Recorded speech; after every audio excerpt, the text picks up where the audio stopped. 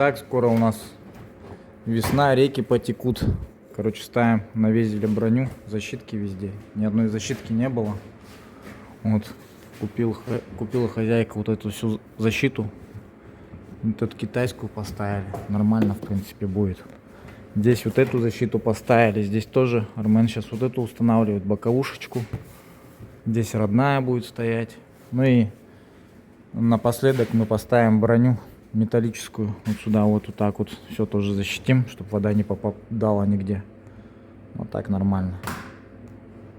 Тачка ездит по трассе у нас Кангалас и Якутск, поэтому дорога не очень хорошая. Надо все, чтобы защита была. А когда нету защиты, брони, грязь везде попадает, пыльники рвет. В общем, плохо очень. Ну вот, установили броню. Все, защитку всю поставили, навесили. Все четко. А то совсем без защиты ездить. Грязь вся туда попадает. У нас вот так вот снег валит. Красота.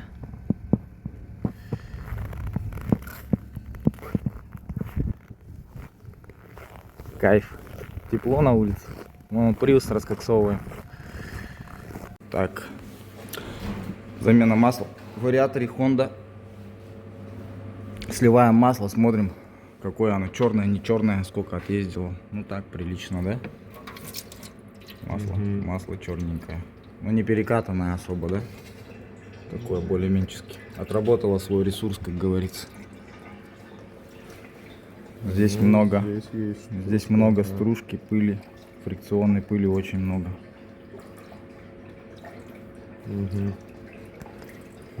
На магните образовалась. Вот, помыли немного гидроблок. Фильтр новый поставили. Вот Армен закручивает второй новый фильтр. Вот чистим магниты. Очень много стружки, ежиков. Здесь точно так же. Вон все.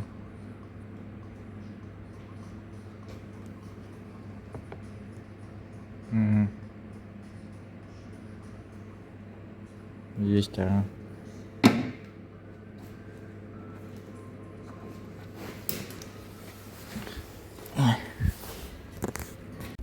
Что, дорогие подписчики, всем привет. Сегодня у нас на раскоксовке вот такой Prius 30 приехал. Масло жрет, говорит, очень хорошо. Сколько пробега на нем?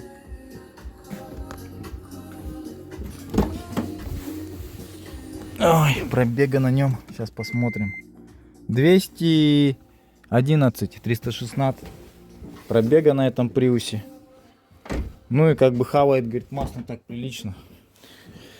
Сейчас мы провели предварительно промывку масляной системы. Вот так вот у нас масло уже черненькое.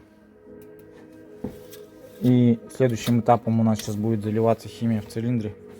Но прежде чем это сделать, мы сейчас посмотрим еще раз предварительно эндоскопию. Потому что клиент говорит, что типа меняли, смотрели эндоскопию, типа маслосъемы не подтекает. Вот нам надо сейчас в этом убедиться, что они не бегут. Посмотрим. Хорошо, цилиндр еще раз. Ну и если все-таки у него будет подозрение, что у него бегут маслосъемы, то лучше желательно поменять, согласовать этот вопрос. Вот.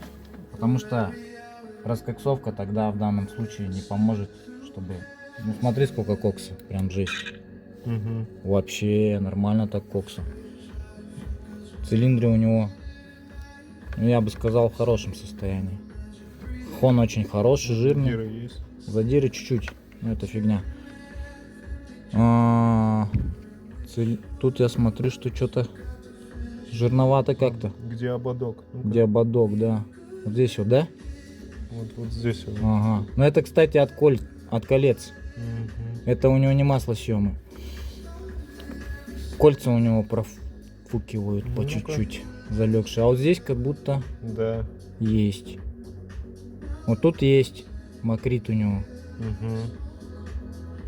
И конкретно вот в этом месте вот. Смотри. Да. Жирноватая она. Не сильно, но есть. Поехали смотреть вот этот цилиндр. 4-й обычно у нас бежит по маслосъемам очень сильно. Почему-то. Здесь тоже очень много кокса. Вон прям. Очень много. О, вот здесь уже смотри. Вот здесь прям видно, что Да. сыт маслосъем. Угу. Бежит у него вот с этого клапана. Здесь тоже. Угу. Да, вон видно. Маслосъемы бегут у него. Все. Маслосъемы под замену. Поэтому, если даже мы сейчас его раскоксуем, уберем кокс и не поменяем маслосъемные колпачки, все равно масло будет жрать. И в итоге все равно весь этот кокс потом наберется у него. Поэтому надо все делать комплексно. Все. Вот такая вот грязь выходит у тебя с твоей машины.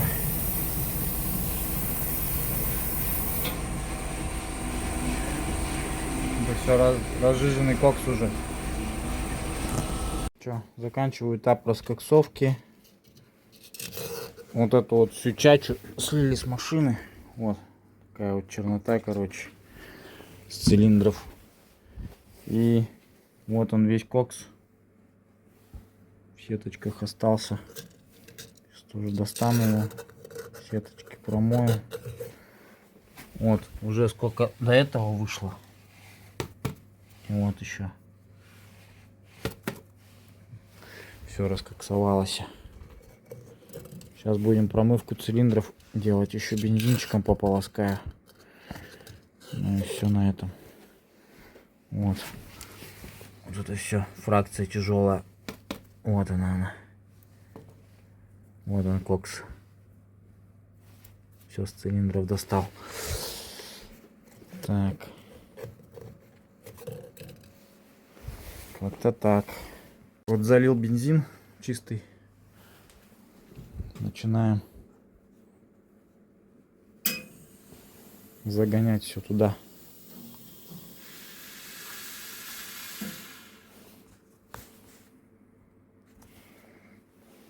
Сейчас посмотрим, какой бензин выйдет оттуда. Грязный. То есть камера дополаскивается.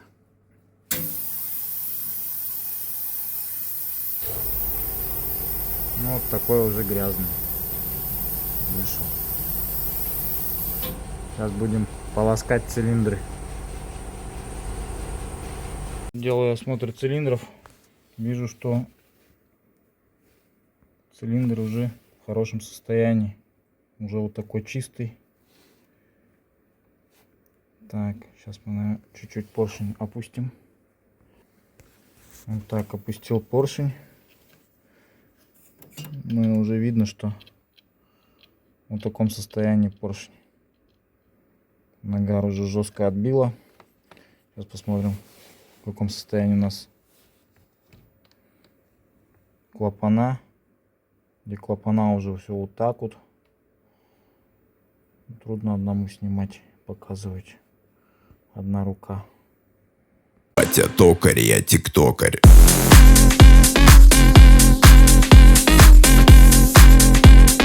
Батя токарь, я тиктокарь. Ребята, сейчас отрекламирую свой Jump Starter, называется. В общем, пришли мы в Приуса, а у нас питания-то нету, допустим. Че, как делаем? Заводим машину от Jump Стартера. Давай. Вот, есть тут такая коробочка. Вот тут минусовая клемма вот под таким колпачком. Ее раз. На любой Тойоте, по идее, это гибридно есть. Так, раз его. И на корпус автомобиля. Второй минусовой. Берем одну плюсовую сюда, минусовую сюда. И все, в принципе, как бы. Сейчас мы его запустим. Питание уже на привод пошло. Оп. Спокойно, раз запустили. Вот так вот. Такую штуку надо всегда иметь. Все, запустил? Да, с собой. Покупайте. У нас они есть еще пока. Все, тачка завелась. После раскоксовки завели первый запуск. Сейчас дыметь будет жестко. Будем тачку выгонять. Приус дымит у нас. после раскоксовки. Химия выходит вся. Мотор хорошо отмылся тоже так. На крышку посмотри. Крышка вообще клапанная, как новая стала. Изнутри. Вот тут такой он весь был раньше. Чуть-чуть вот в углах осталось, но это карбиком домоется. А так он вообще классно отмылся. Вот такой был весь почти что черный. Prius 30. Продолжаем замену маслосъемных колпачков. Делаем. Армен все разбирает полностью. Мотор чистый. Нормальный уже. Отмылся хорошо прям.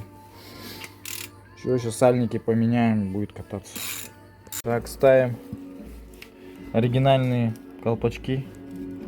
Фирманок.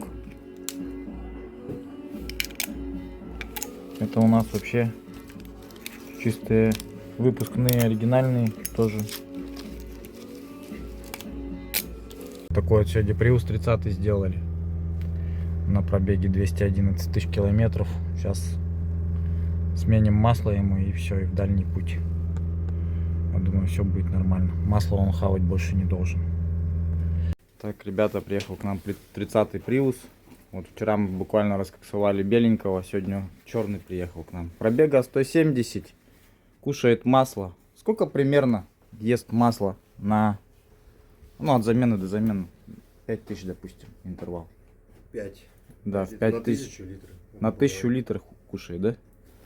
Ну так, серьезно так-то. 1000 литров это серьезно. Сейчас будем смотреть, осматривать цилиндры. Предварительно открутил свечи. Свечи все сухие. Это вообще как бы радует. Это хороший индикатор того, что масло в принципе туда не попадает. Но сейчас будем точнее смотреть маслосъемные колпачки. И посмотрим ханинговку двигателя данного. Если все нормально, нас все устраивает, мы как бы беремся за его раскоксовку. Опять же, раскоксовку можно сделать с заменой маслосъемных колпачков, что по идее вообще всегда нужно делать.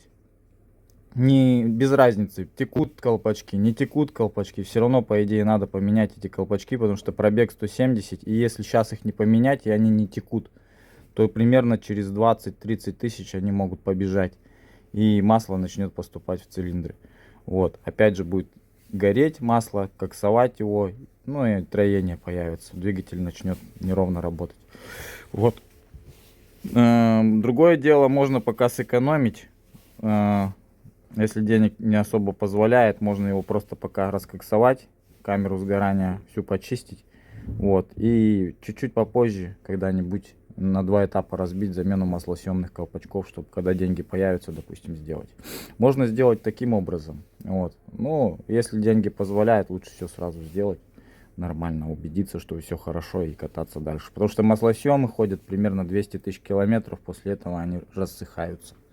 И начинаются микротрещины, и они просто начинают бежать. Все, вот такой вот прикол с этими машинами. Че, поснимаешь, посмотрим цилиндры, в каком состоянии. Сейчас я старый Prius форматну. Это очень много наблюдаю. Ну, как бы не очень много, по идее. Но вот у него сбоку закоксованность есть. Ханинговка хорошая. Есть очень много задиров. Задиров очень много. Но видно, что кольца у него залегшие. Потому что у него, смотри, зазора вообще мало. И вот смотри, задир что делает. Вот эта вот песчинка, вот она находится между цилиндрами и между поршнем. Она задирает цилиндр.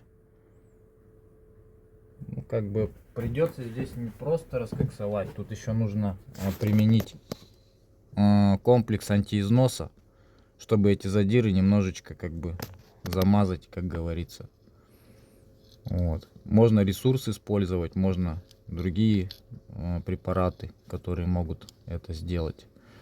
Но вот тут у него, смотри, задиры вообще прям в первом цилиндре везде, и они очень глубокие, да. Вот тут вообще прям, смотри, прям жесткая задир. Вот по нему масло может тоже быть. Ну ладно, бог с ним. Клапана все полностью грязные.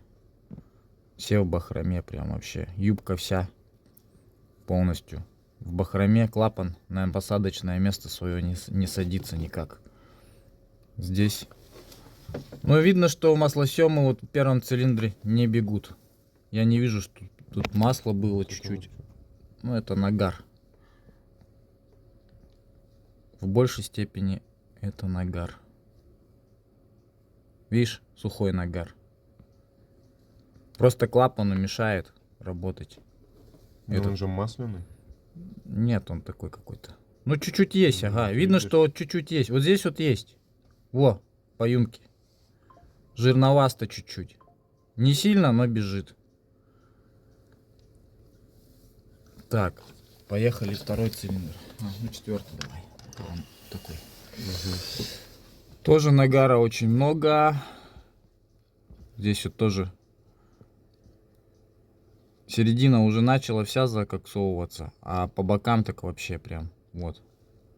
Здесь тоже присутствуют очень большие задиры. Интересно, да?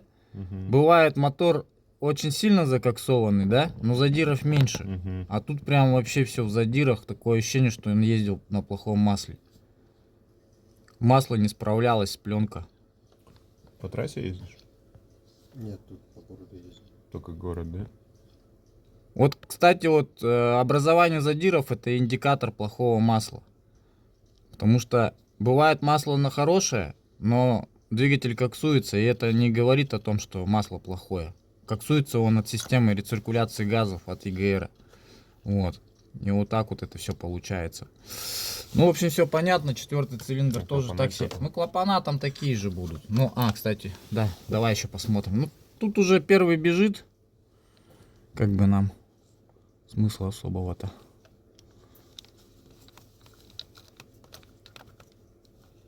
Ну, тут вообще, вон, смотри, клапана. Тоже все в бахроме.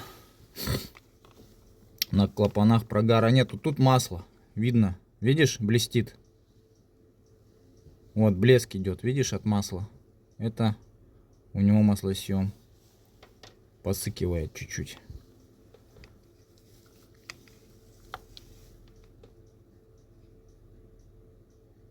Но они не бегут прям так, чтобы ссали. Они чуть-чуть просыкивают. Так, чтобы...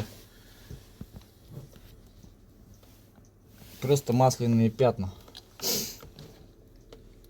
Поэтому и свечи-то у него сухие, по сути. Здесь надо крутить. Чуть-чуть крутануть на двигатель. У него даже нету пролысины, смотри. У него чисто слой карбона идет. По бокам больше, посередине уже почти все закоксовалось. Ой, тут вообще жесть. Вот здесь вот очень много. Клапана вот эти прям вообще.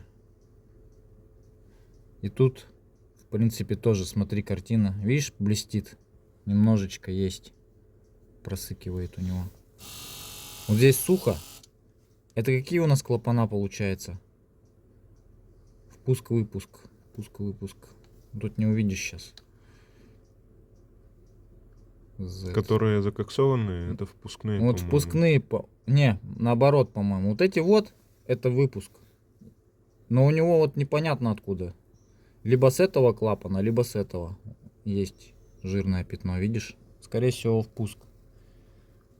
У него бежит. Хон хороший, очень жирный, прям вообще. То, что у него задирчики присутствуют, это ничего. Он еще походит. Бывает и хуже, как бы, ситуации.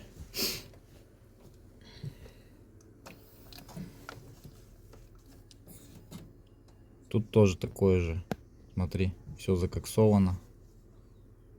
Задиры тоже присутствуют. Вот они. Полосы. Но не глубокие. Здесь не глубокие они.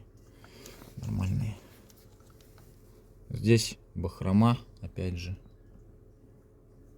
И тоже маслосъем бежит. Вот в этом районе. Видишь? Пятно блестит. Здесь сухо, здесь нормально. Здесь блестит. Все, в общем-то. В общем, вердикт с заменой маслосъемных колпачков. По-любому. Но мотор этот походит, и ему нужно наложить антиизнос еще, чтобы задиры заделать. Чуть-чуть хотя бы. У тебя компрессия появится тогда больше.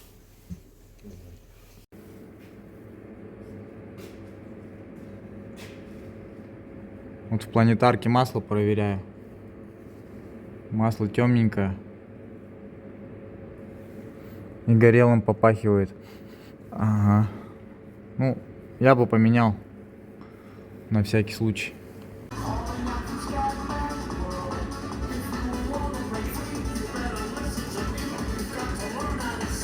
Такой у нас сегодня воксик без пробежка.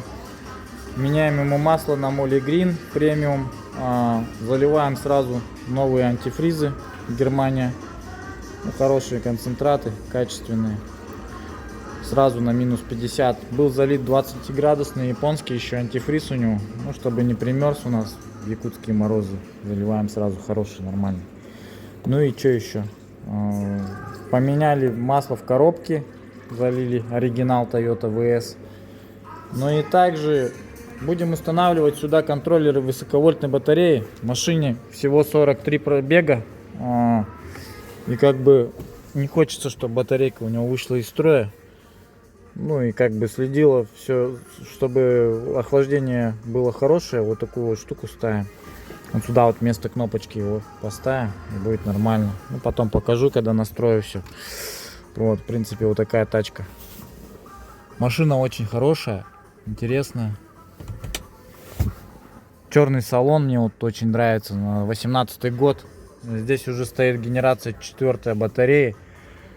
Вот. Батарею проверил тоже. В очень нормальном состоянии. Еще будет бегать и бегать.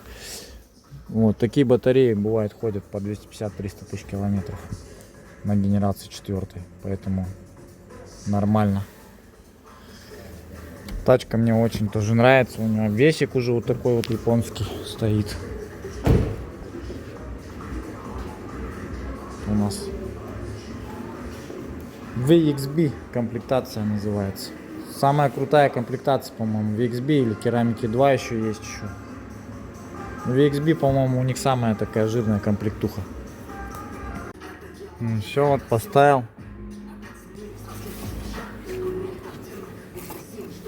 Сейчас будем посмотреть, будет работать, нет. Все, работает. Сколько грязи выходит.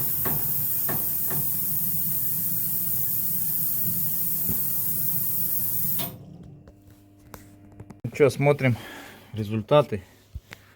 Результат прям хороший. Вот такой вот поршень уже чистый.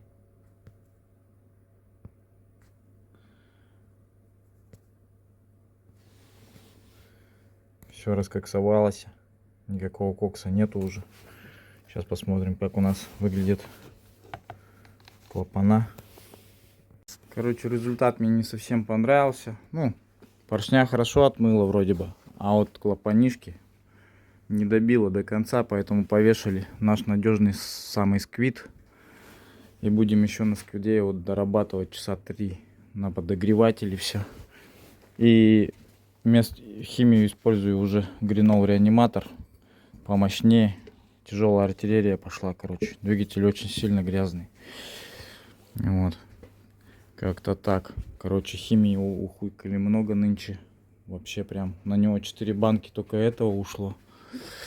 И еще 2 банки реаниматора, короче.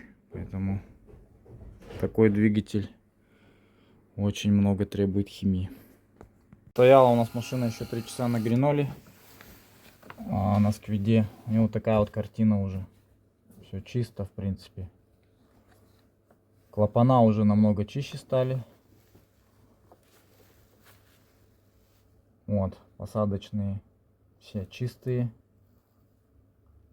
Под юбочками тоже все чисто.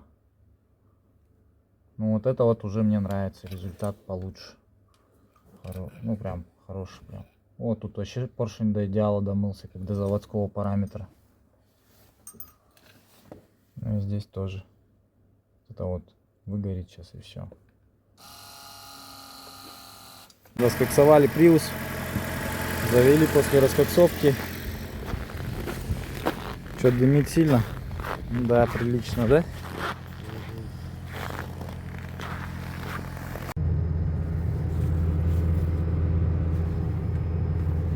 Жестко будет вонять сейчас. Химия будет выходить.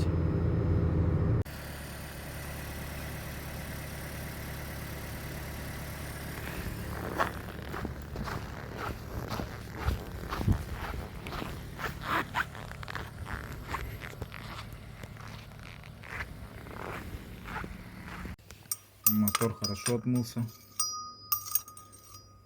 Чистый в районе. Валы все чистое. Махнули маслосъемные колпачки. Вот они все. Такие уже расширенные.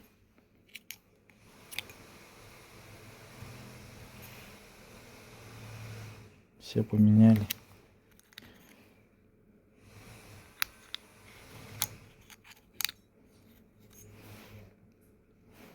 По сравнению с другими машинами они еще и более-менее были. Ну, Вот такой вот конденсат образовывается в результате работы двигателя.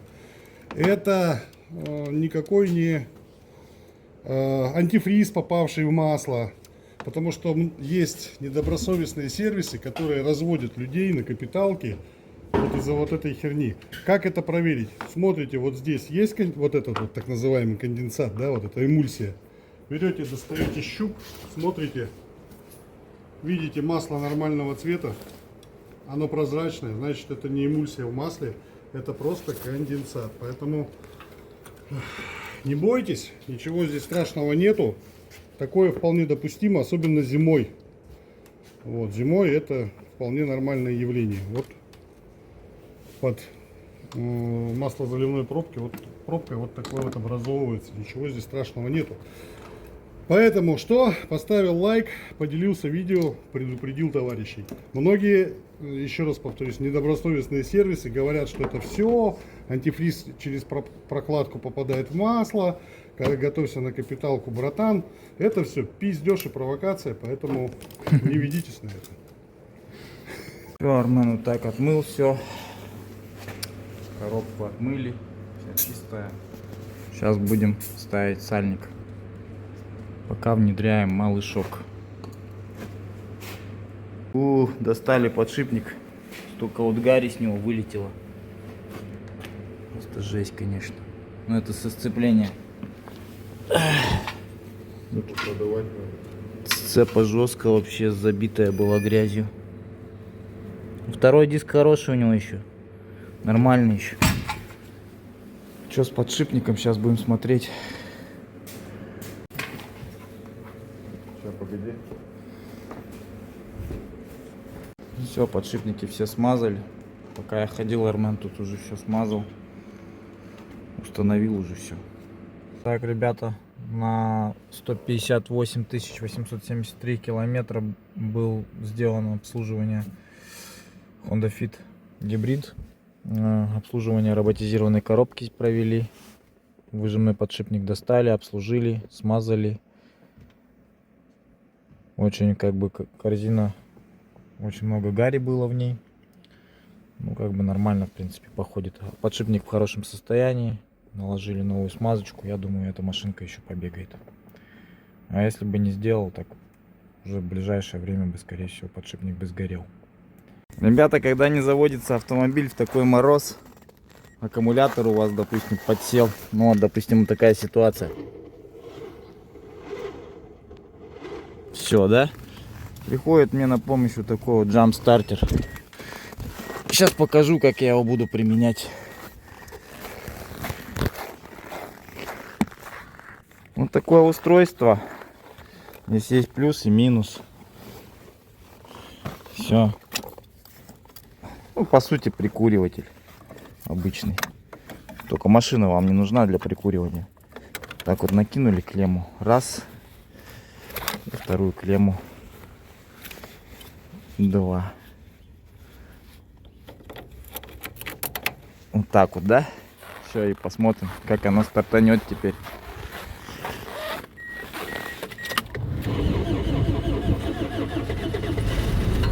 Все, вообще без вопросов. Запустил машину на морозе. Кому надо, обращайтесь. В продаже у нас вот такие устройства есть. Любую тачку заводит, гибридную, не гибридную, обычную тоже заводит без проблем вообще. Поэтому как бы сейчас у нас 27 градусов мороза. Кто в регионах держит машины свои под этим, ну, на улице, грубо говоря. У вас же там гаражей нету особо. Вот.